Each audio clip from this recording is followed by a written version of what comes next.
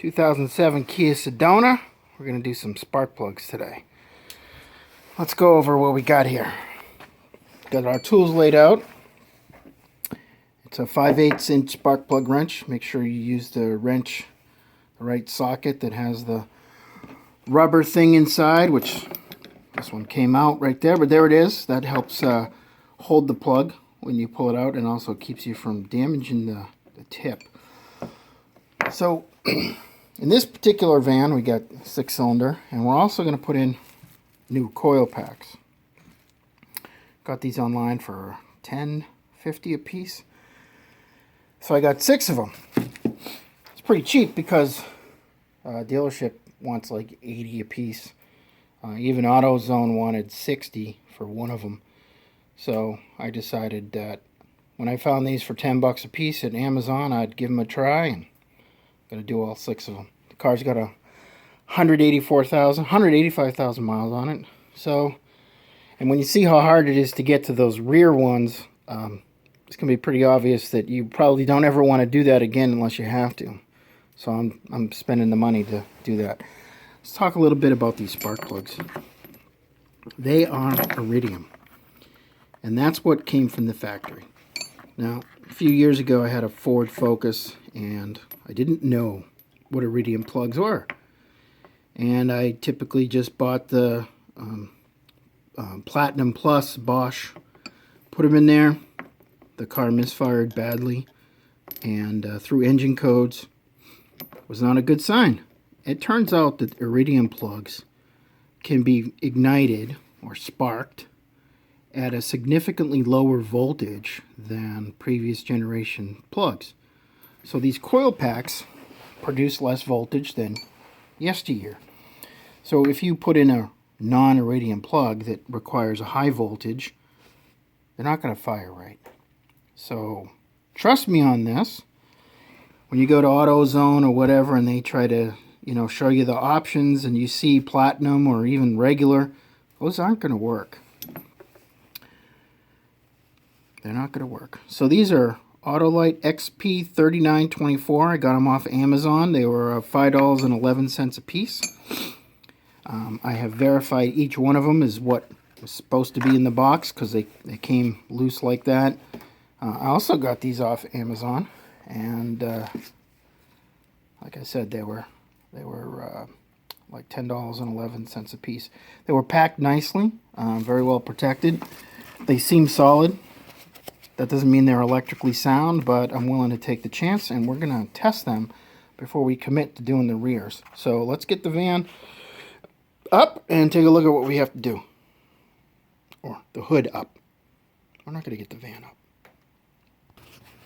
Okay, so most of these vans have a plastic cover over them that makes the engine look really cool.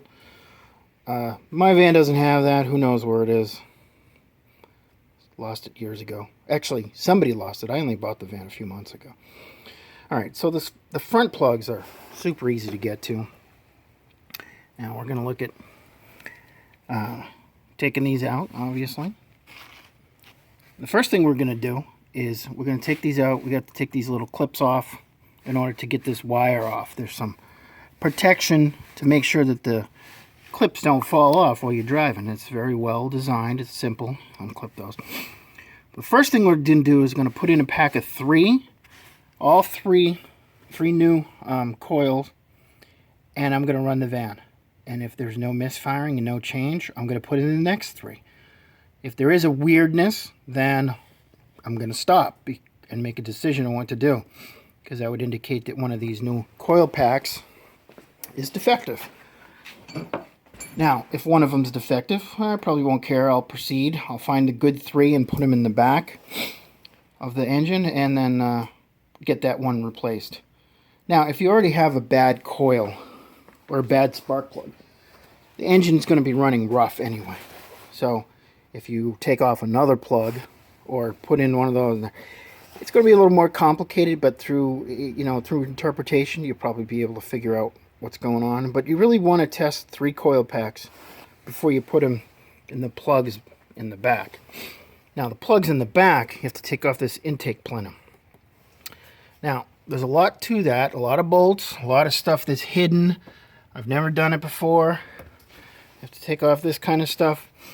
I heard there's a connector way back there that's hard on the hands. So we'll work slowly. I'll occasionally bring up the video and show you where how far I've gotten. But let's test these first and see what we get. Okay, looking at these electrical connectors, like I said, you just pry these off, take that cover off, then it exposes this connector, and there's a secondary lock on this connector. Again, this is a really smart design. Pull that out, and then you can push, on that, and the connector will come out like any other connector. All right. Whoop. So don't lose these clips. If you do lose one, you can get one at the dealer, or you can put a little RTV on there to help keep it from coming apart. But I suggest you install those appropriately because it's a reliability thing. It really is. All right, so I'm going to replace these 3 packs without touching the plugs, and let's do a test. I found on these other 2 electrical connectors, these little black sliders don't come all the way out, which I imagine they're not supposed to keep you from losing them. So if they don't come all the way out, don't force them. Oh, well, that one came out now. Another note is, unlike old cars that have ignition wires coming from the distributor cap over, it's easy to confuse which one goes where. Not on this particular model because they come off these connector, and they're only the right length to get where they need to go. There's no way to confuse them. You might have noticed I numbered these before I took them off. That's from a job I did earlier. Replaced the valve cover gasket on the front. I don't know that you really care that much, but it's always good to put things back together the way they were, the way it was. Okay, so I got those in. I did not put the bolts back in because we're just going to take them out right after this. I pushed them in all the way, nice and solid, and I'm going to run it. All sounds well. So I'm going to test the other 3 coils. Okay, so the first set tested okay. Now I'm going to test this last set. But because these will permanently stay in those positions, if everything goes right, I'm going to put in a little bit of dielectric grease onto each connector. This stuff just helps keep moisture out and keeps a constant electrical spark. It's I don't know if it really works, but it's supposed to be used, so we're going to do it. Plus, I've been using it for years. It works. So there's dielectric grease squeezed into each plug head. Okay, the second set of coil packs all tested out nicely, so I'm not going to disconnect those. They're all good. Now I'm going to use my deep socket with my spark plug wrench with an extension. I'm going to remove these plugs. Don't use power tools for this. They're not that tight. If you find that one of them is particularly tight, it may be stripped in there, and you may want to stop and seek professional assistance. Try each one, though, to determine if one of them is significantly tighter. It should be around 14 to 20 pounds, which is not a lot. Be careful. So this spark plug wrench, unfortunately the rubber keeps coming out, and it was stuck on this plug. While I was removing this plug, it came out of the hole, but it couldn't pick it up. Now it's kind of crooked. So I'm going to use either a Arnold Schwarzenegger nose picking tool, right there, or this magnet. I'll start with the magnet. Magnet should work.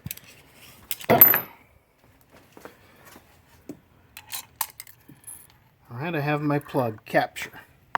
Now, don't forget these spark plug holes. This is the cylinders right down in there. So, you don't want anything to fall in there. I'm just dropping these like that. That'll keep anything from going in there. So these are the plugs. They look worn, but can't really tell. Unlike older style plugs, you do not gap these. They come from the factory pre-gapped. Don't touch them. Period. So unless I were to measure those, which we can do, see how far they're Go on, let's do that for fun. Okay, so I just used my spark plug gapper tool here, and I tested the gap on these, and they're identical. They're a 45 thousandths of an inch. Let me show you how you do that. Sorry for the bad. So put that in there. Put that in there. Rotate it to when it starts to bind, and then you can take the reading. So turns out these are the same, so they've worn well, but we're going to change them because they're 85,000 miles old. The service interval on them is something like 100,000. The van is old, and I want to get this squared away. And I'm a little worried that the backs may never have been done, just because they're so far back there, it's hard to prove if anyone worked on there. Kind of a crazy point of view, but I like doing work myself. Before we put the new plugs in, we're going to put a little bit of anti-seize on the threads, and it's just a dab on each side, and then when you thread it in, it will spread the anti-seize through the threads. Actually, like a dab, I mean a strip across one side and then the other. You can blend it into the threads if you want by hand. It's very messy stuff though. Very messy.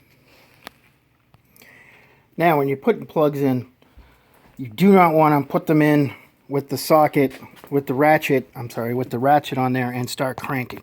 You need to hand crank them down to verify it worked. There's my anti-seize on there.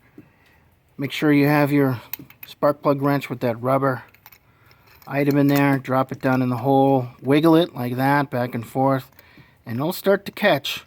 If you would have just put it in there and then apply pressure to it, torque from a wrench, you'd cross thread it and you would be in trouble.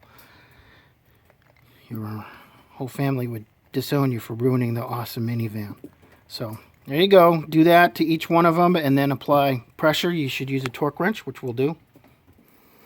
Okay, what we have here is a inch-pound torque wrench, and just looked it up to be sure. We're going to go with 13 inch-pounds, which is in the range between 10 and 18.